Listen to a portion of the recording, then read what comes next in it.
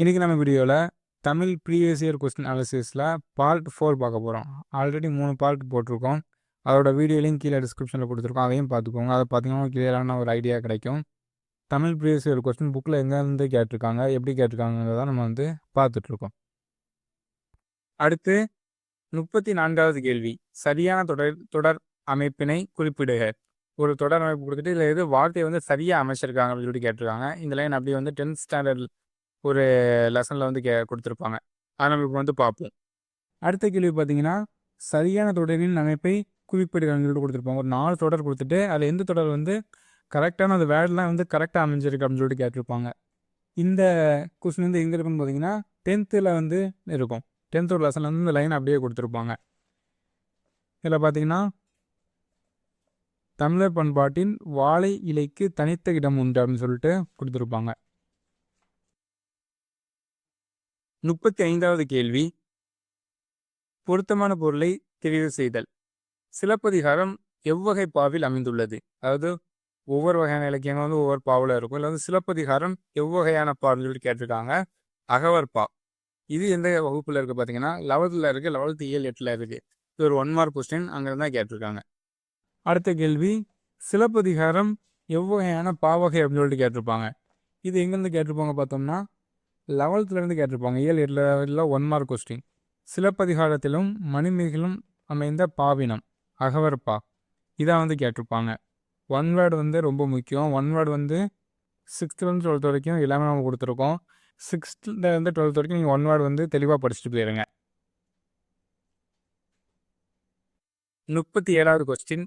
ஐம்பெருங்காப்பியம் எனும் சொற்றொடரை உரையில் குறிப்பிட்டவர் மயிலைநாதர். அதாவது தமிழ் இலக்கியத்தில் ஐம்பெருங்காப்பியம் 5 காப்பியம் உண்டு. அதில் ஐப்பெருங்காப்பியம் சொல்லிட்டு ஒரு 5 காப்பியத்தை அந்த ஐம்பெருங்காப்பியங்கள் சொல்லிட்டு அவர் தான் ஃபஸ்ட்டாக சொற்றொடரில் குறிப்பிட்டிருப்பார்.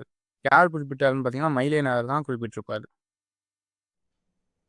அடுத்த கேள்வி பார்த்தோம்னா, ஐம்பெருங்காப்பியம் அப்படிங்கிற சொற்றொடர்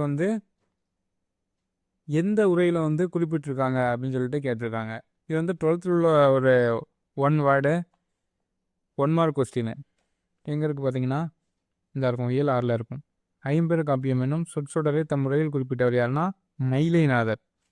இயல் 6ல் இருக்க 1 வேர்டு கொஸ்டின். மொதல் கொஸ்டினே அதான். இதான் கேட்டிருப்பாங்க. அடுத்து 38. கார்காலத்தை பெரும்பொழுதாக கொண்ட நிலத்தை சுட்டுக. அதாவது பெரும்பொழுது சிறுபொழுது அப்படின்னு சொல்லிட்டு இருக்கும். இதில் கார்காலத்தை எந்த நிலப்பகுதி பெரும்பொழுதாக இருக்குது வச்சிருக்கு அப்படின்னு சொல்லிட்டு கேட்டிருக்காங்க. முல்லை நிலப்பகுதியோட பெரும்பொழுது தான் கார்காலம் வரும். இதுக்கு ஒரு டேபிள் மாதிரி கொடுத்துருப்பாங்க. ஒரு 3 டேபிள் வரும். பெரும்பொழுது, சிறுபொழுது, அதுக்கப்புறம் அதுக்கான பொருட்கள்னு சொல்லிட்டு ஒரு பெரிய டேபிள் இருக்கும். அந்த 3த்துலேயே இருந்து ஒரு 2 கொஸ்டினாச்சும் குறைஞ்சபட்சம் வந்துக்கிட்டே இருக்கும். அந்த டேபிளை கண்டிப்பாக மனப்பாடம் பண்ணிடுங்க. அதில் விலங்கு, மரம், பறவை, வேற நிலம், பறை அந்த மாதிரி நிறைய கொடுத்துருப்பாங்க. எல்லாமே நீங்கள் கண்டிப்பாக படிச்சிருக்கணும். இது எந்த ஸ்டாண்டர்டில் இருக்குது பார்த்தீங்கன்னா 10th இலக்கணத்தில் தான் கேட்டிருக்காங்க. அது எங்கே இருக்குன்னு பார்ப்போம்.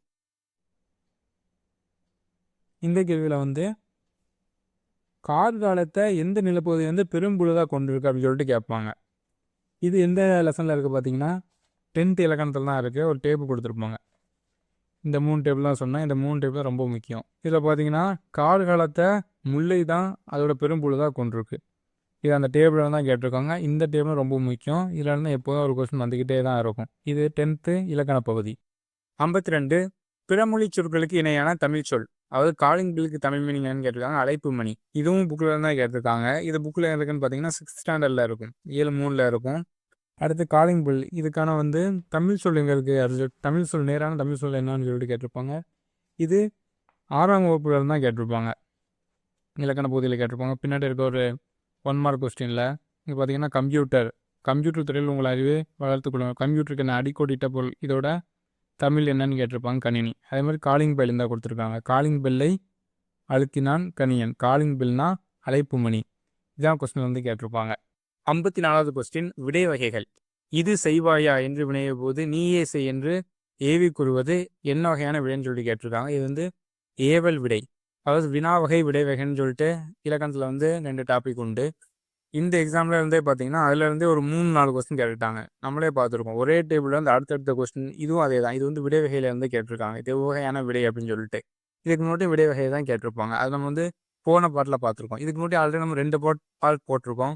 தமிழ் புக்கில் வந்து ப்ரீவியஸ் இயர் கொஸ்டின் எங்கேருந்து இருக்குது, எந்தெந்த கிளாஸில் போட்டிருக்காங்கன்னு சொல்லிட்டு ஆல்ரெடி 2 பார்ட் போட்டிருக்கோம். இது நம்ம ஒரு சீரீஸாக போட்டு வரோம்.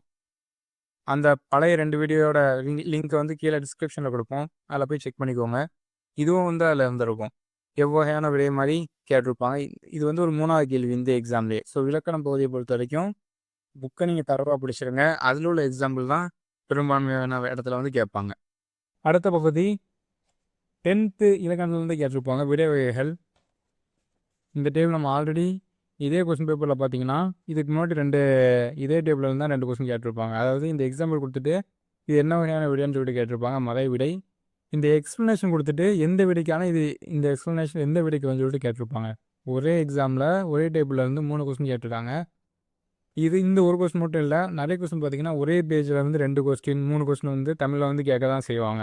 இங்கே புக்கை தெளிவாக பிடிச்சாலே போதும். இது நம்ம வந்து தமிழ் ப்ரீவியஸ் இயர் கொஸ்டின் அனலிஸாக ஒரு சீரீஸாக போட்டு வரோம்.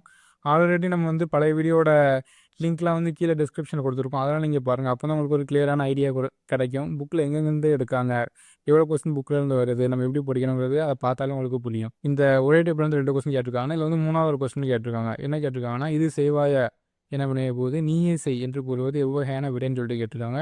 ஏவல் விடை. ஏன்னா இது செய்வாய் அப்படின்னு சொல்லிட்டு வந்து கேட்காங்க. பதிலுக்கு அவங்க செய்யாமல் நீயே செஞ்சு சொல்லிட்டு நம்ம வேலையாகுது அப்படின்னு சொல்லுவோம்ல, அதை தான் ஏவல் அப்படின்னு சொல்லிட்டு சொல்லியிருக்காங்க. ஏவல் வினை விடை.